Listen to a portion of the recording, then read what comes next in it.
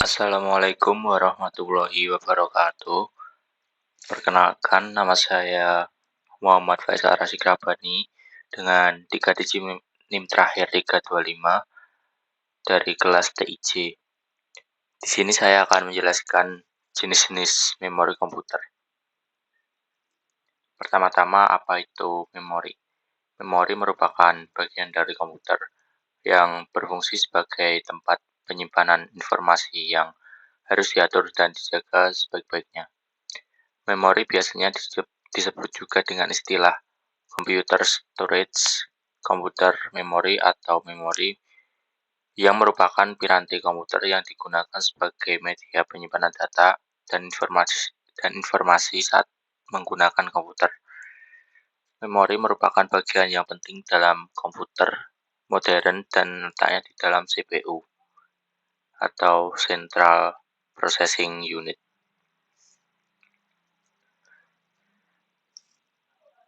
Sebagian komputer memiliki hierarki memori yang terdiri atas 3 level, yaitu yang pertama adalah physical register di CPU, berada di level teratas.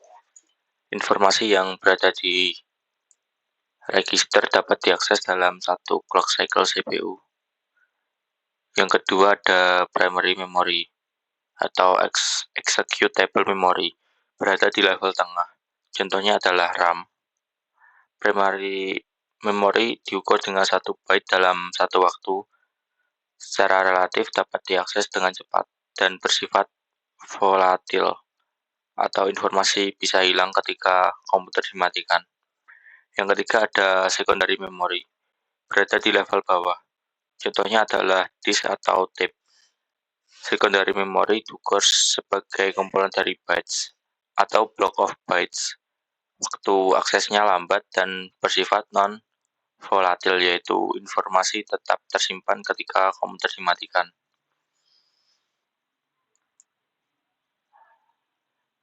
Kemudian tentang penggunaan memori. Komponen utama dalam sistem komputer adalah Arithmetic Logic Unit atau ALU. Kemudian ada control circuitry, dan kemudian ada storage space dan piranti input-output. Jika tanpa memori, maka komputer hanya berfungsi sebagai digital signal processing device. Contohnya kalkulator atau media player. Kemampuan memori untuk menyimpan data, instruksi, dan informasi lah yang membuat komputer dapat disebut sebagai general purpose komputer.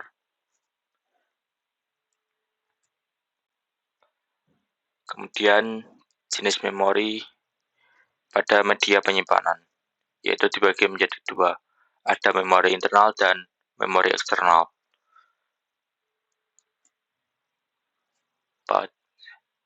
Apa itu memori internal?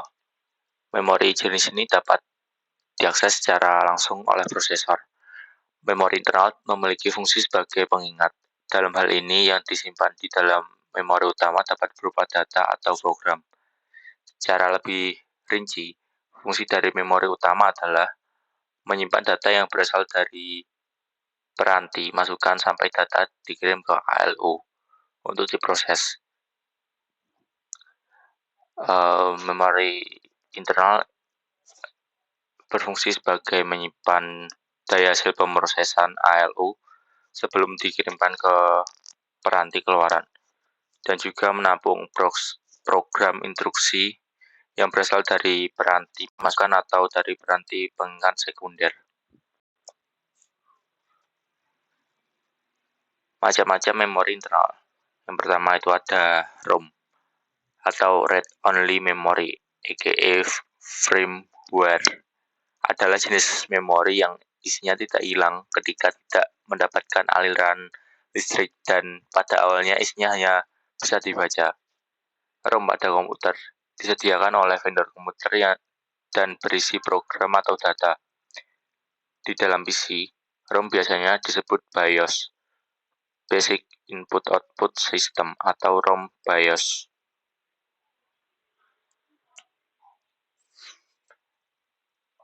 Kemudian ada RAM. Random Access Memory adalah jenis memori yang isinya dapat diganti-ganti selama komputer dihidupkan dan bersifat volatil. Selain itu, RAM mempunyai sifat yakni dapat dan mengambil data dengan sangat cepat. Tipe RAM pada PC bermacam-macam, antara lain DRAM, SDRAM, SRAM, RDRAM, dan EDORAM. Kemudian ada cache memori. Cache memori adalah tipe RAM tercepat yang ada dan digunakan oleh CPU, hard drive, dan beberapa komponen lainnya. Seperti halnya RAM, lebih banyak cache memori adalah lebih baik. Akan tetapi biasanya cache pada CPU dan hard drive tidak dapat di-upgrade menjadi lebih banyak.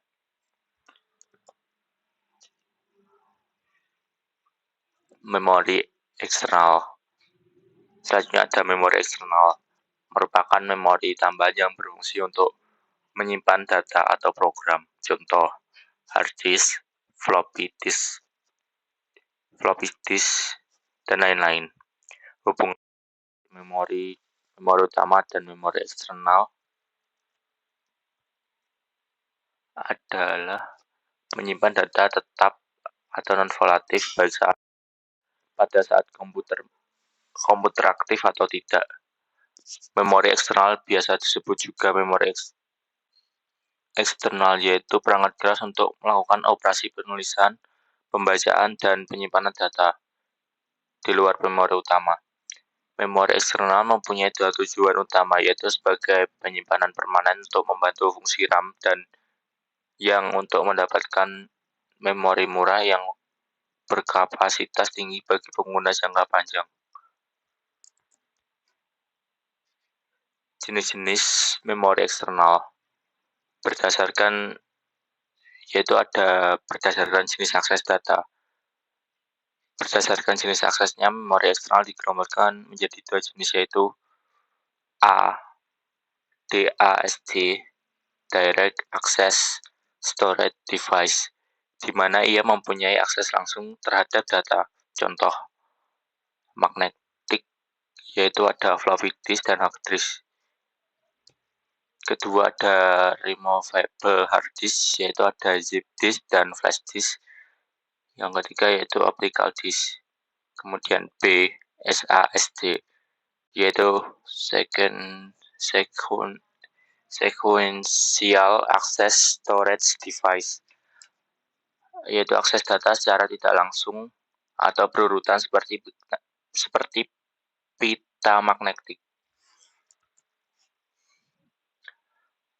Kemudian ada juga berdasarkan karakteristik bahan.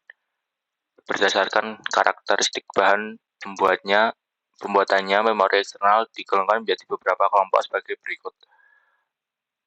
1.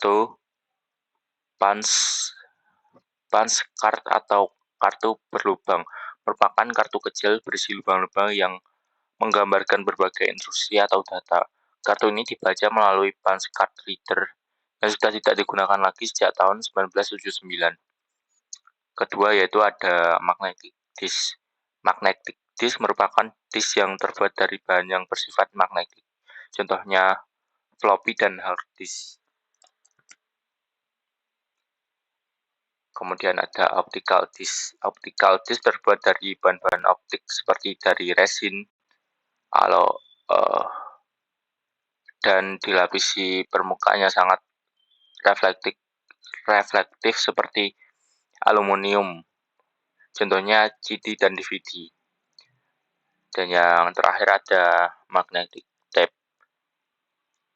Magnetic tape terbuat dari bahan yang bersifat magnetik tetapi berbentuk pita. Seperti halnya pita kaset tape recorder.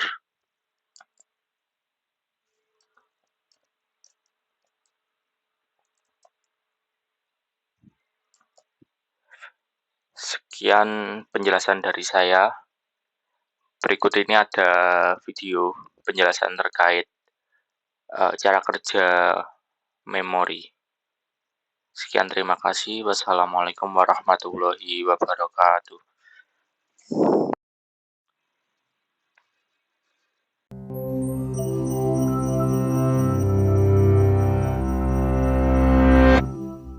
In many ways, our memories make us who we are, helping us remember our past, learn and retain skills, and plan for the future. And for the computers that often act as extensions of ourselves, memory plays much the same role.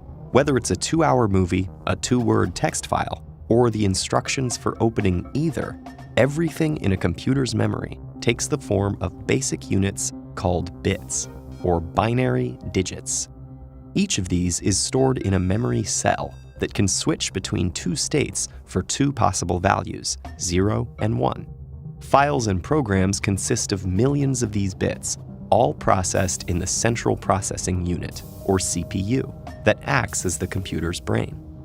And as the number of bits needing to be processed grows exponentially, computer designers face a constant struggle between size, cost, and speed.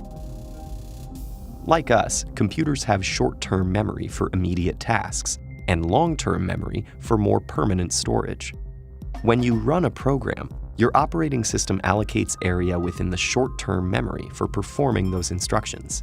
For example, when you press a key in a word processor, the CPU will access one of these locations to retrieve bits of data. It could also modify them or create new ones. The time this takes is known as the memory's latency. And because program instructions must be processed quickly and continuously, all locations within the short-term memory can be accessed in any order, hence the name random access memory. The most common type of RAM is dynamic RAM, or DRAM. There, each memory cell consists of a tiny transistor and a capacitor that store electrical charges, a 0 when there's no charge, or a 1 when charged. Such memory is called dynamic because it only holds charges briefly before they leak away, requiring periodic recharging to retain data. But even its low latency of 100 nanoseconds is too long for modern CPUs. So there's also a small, high-speed internal memory cache made from static RAM. That's usually made up of 6 interlocked transistors, which don't need refreshing. SRAM is the fastest memory in a computer system, but also the most expensive, and takes up 3 times more space than DRAM.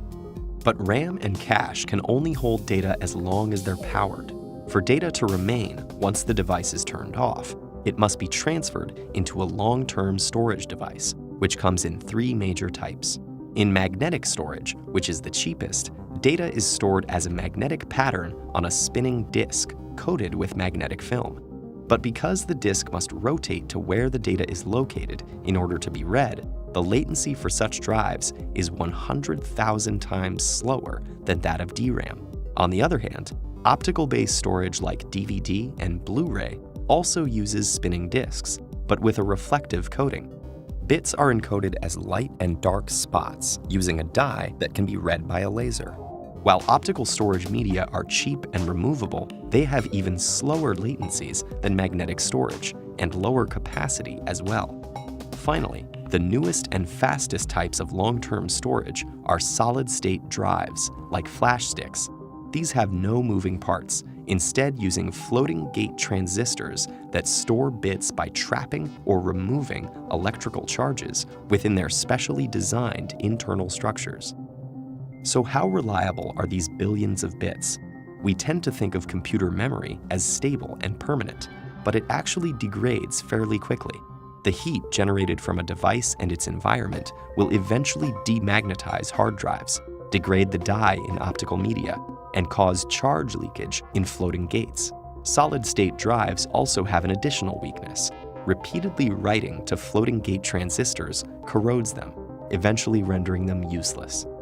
With data on most current storage media having less than a 10-year life expectancy, scientists are working to exploit the physical properties of materials down to the quantum level in the hopes of making memory devices faster, smaller, and more durable. For now, immortality remains out of reach for humans and computers alike.